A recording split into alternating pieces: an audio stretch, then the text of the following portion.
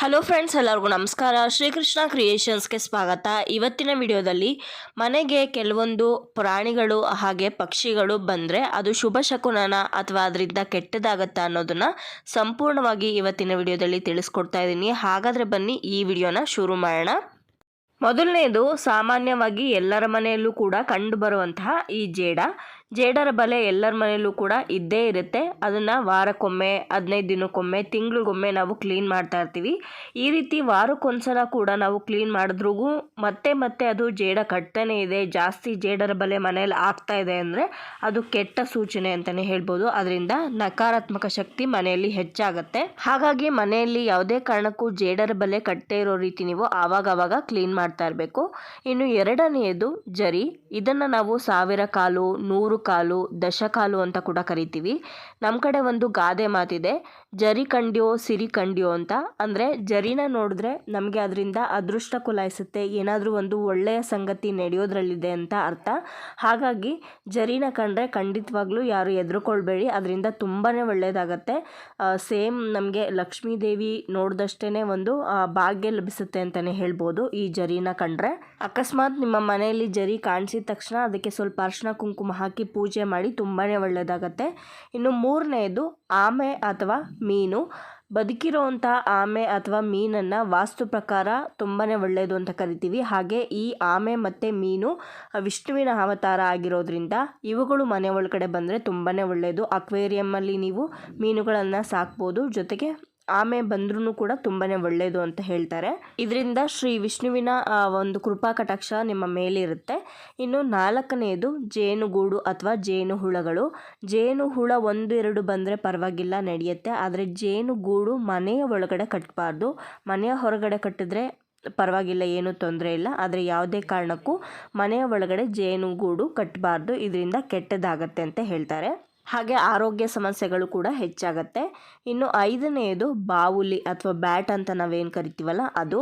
ಇದಂತೂ ತುಂಬಾ ಅಪಾಯಕಾರಿ. ಅಂದರೆ ತುಂಬ ಅಪಾಯಕಾರಿ ಅಂದರೆ ಇದರಿಂದ ತುಂಬಾ ಕೆಟ್ಟದಾಗತ್ತೆ. ಮನೆ ಒಳಗಡೆ ಏನಾದರೂ ಪ್ರವೇಶ ಮಾಡಿದ್ರೆ, ಈ ಬಾವುಲಿ ಏನಾದರೂ ಮನೆ ಒಳಗಡೆ ಬಂದರೆ ಸುಮಾರು ವರ್ಷಗಳ ಕಾಲ ಮನೆಯನ್ನು ಬಿಡಬೇಕು ಅಂತ ಕೂಡ ಹೇಳ್ತಾರೆ. ಇದು ಒಂದು ಸಾವಿನ ಸಂಕೇತ ಅಂತ ಕೂಡ ಹೇಳ್ತಾರೆ. ನೆಗೆಟಿವ್ ಎನರ್ಜಿಯನ್ನು ಮನೆಯೊಳಗೆ ಪಸರಿಸುತ್ತೆ ಈ ಒಂದು ಬಾವುಲಿ. ಹಾಗಾಗಿ ಮನೆಯ ಒಳಗಡೆ ಯಾವುದೇ ಕಾರಣಕ್ಕೂ ಈ ಬಾವುಲಿ ಬರದೇ ಇರೋ ಹಾಗೆ ನೋಡ್ಕೊಳ್ಬೇಕಾಗತ್ತೆ.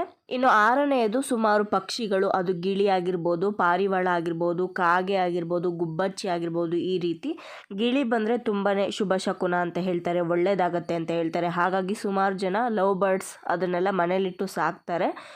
ಗಿಳಿಗಳು ಇದ್ದರೆ ತುಂಬಾ ಒಳ್ಳೆಯದು. ಆದರೆ ಪಾರಿವಾಳ ನೆಗೆಟಿವ್ ಒಂದು ಎನರ್ಜಿಯನ್ನು ಮನೆಯಲ್ಲಿ ಹೆಚ್ಚು ಮಾಡುತ್ತೆ ಅಂತ ಹೇಳ್ತಾರೆ. ಮನೆ ಮೇಲ್ಗಡೆ ಎಲ್ಲ ಸುಮಾರು ಪಾರಿವಾಳಗಳನ್ನು ನಾವು ನೋಡಿರ್ತೀವಿ, ಆದರೆ ಮನೆ ಒಳಗಡೆ ಪಾರಿವಾಳ ಬರಬಾರ್ದು ಅಂತ ಹೇಳ್ತಾರೆ. ಇನ್ನು ಪಕ್ಷಿಗಳಲ್ಲೇ ಮುಖ್ಯವಾಗಿ ಕಾಗೆನೂ ಕೂಡ ಮನೆ ಒಳಗಡೆ ಬರಬಾರ್ದು.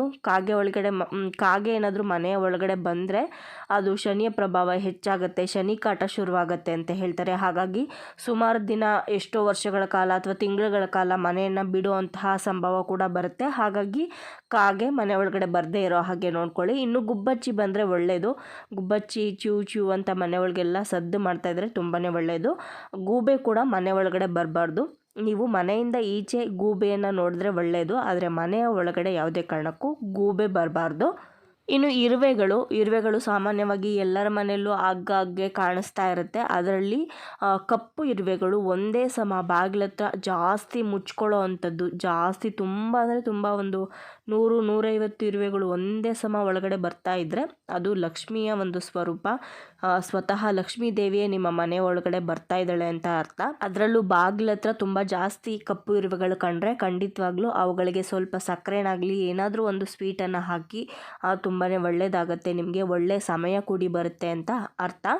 ಇನ್ನು ಕೊನೆಯದಾಗಿ ಹಾವು ಮನೆ ಒಳಗೆ ಬಂದರೆ ಏನಾದರೂ ಒಂದು ಕೆಟ್ಟ ಸುದ್ದಿ ಕೇಳಿಸ್ಬೋದು, ಅಥವಾ ಒಂದು ಏನಾದರೂ ಕೆಟ್ಟದಾಗ್ಬೋದು ಅಂತ ಸಂಕೇತವನ್ನು ಕೊಡುತ್ತೆ. ಆದರೆ 2 ತಲೆ ಹಾವು ಏನಾದರೂ ನಿಮ್ಮ ಮನೆ ಒಳಗಡೆ ಬಂದರೆ ಅದು ಅದೃಷ್ಟದ ಸಂಕೇತ ಅಂತ ಹೇಳ್ತಾರೆ. ಹಾಗೆ ನೀವೆಲ್ಲಾದರೂ ಹೋಗುವಾಗ ಕಪ್ಪು ಬೆಕ್ಕು ಏನಾದರೂ ಕಂಡ್ರೆ ಅದರಿಂದ ಹೋಗ್ತಾ ಇರುವಂಥ ಕೆಲಸ ಆಗೋದಿಲ್ಲ ಅಂತ ಕೂಡ ಹೇಳ್ತಾರೆ. ನೋಡಿದ್ರಲ್ವ ಸ್ನೇಹಿತರೆ, ಇವತ್ತಿನ ವಿಡಿಯೋದಲ್ಲಿ ಸುಮಾರು ಪ್ರಾಣಿ ಪಕ್ಷಿಗಳು ಮನೆ ಒಳಗಡೆ ಬಂದರೆ ಏನಾಗುತ್ತೆ, ಏನು ಕೆಟ್ಟದಾಗತ್ತಾ ಅಥವಾ ಒಳ್ಳೇದಾಗುತ್ತಾ ಅಂತ ತಿಳಿಸ್ಕೊಟ್ಟಿದ್ದೀನಿ. ಇವತ್ತಿನ ಈ ವಿಡಿಯೋ ಇಷ್ಟ ಆದರೆ ಲೈಕ್ ಮಾಡಿ, ಶೇರ್ ಮಾಡಿ, ಕಮೆಂಟ್ ಮಾಡಿ. ಹೊಸದಾಗಿ ನನ್ನ ಚಾನಲ್ನ ನೋಡ್ತಾ ಇರೋರು ದಯವಿಟ್ಟು ಸಬ್ಸ್ಕ್ರೈಬ್ ಮಾಡಿಕೊಂಡು ಪಕ್ಕದಲ್ಲಿರೋ ಬೆಲ್ಲೈಕನ್ನ ಮರಿದೇ ಕ್ಲಿಕ್ ಮಾಡಿ. ಸಿಗೋಣ ಮತ್ತೊಂದು ಇಂಟ್ರೆಸ್ಟಿಂಗ್ ವಿಡಿಯೋದೊಂದಿಗೆ. Take care, bye. Thank you for watching.